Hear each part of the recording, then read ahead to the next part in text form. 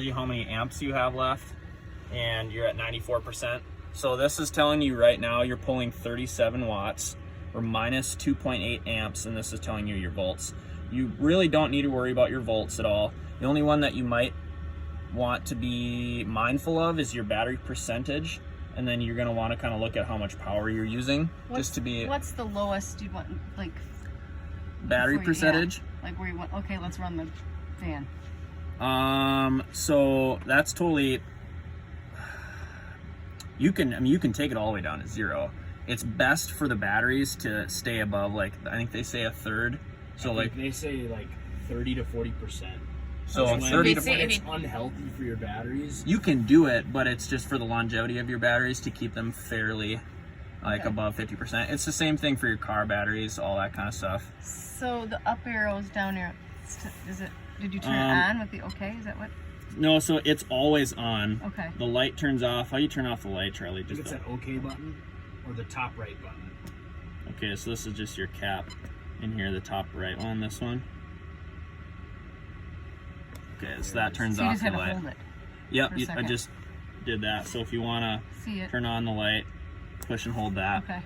So this timer right here is saying with the S bar on, with your lights on, you can go for 95 hours based on what you're currently burning right now. So without any more power going in, charging at all, you can go for almost 100 hours of life. It's the heater drawing from that then too? Yep, the heater's on. Pretty much everything is on it right now, and you still can go for almost 100 hours. That's cool. And you'll have solar consistently putting in power too. So that's saying based on how much solar you're getting currently, how much power you're using currently, that's the math, is that you've got 96 hours left.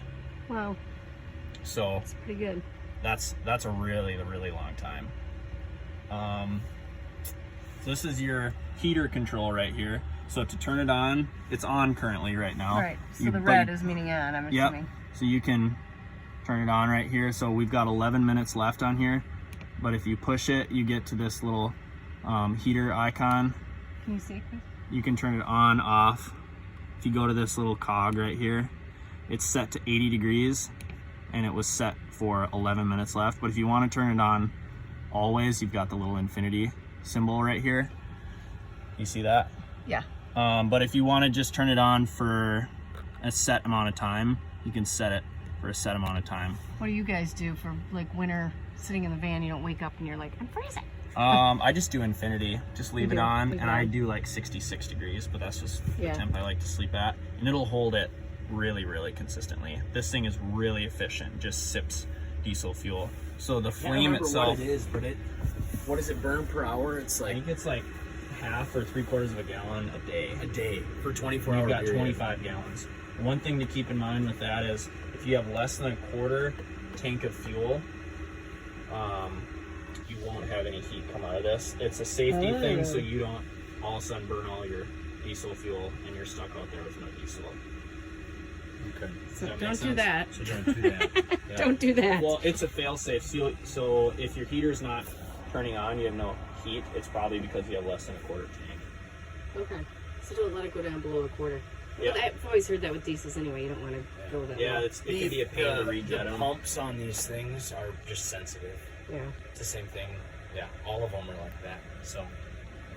And again, I know this is a lot of stuff, but feel free to call us whenever with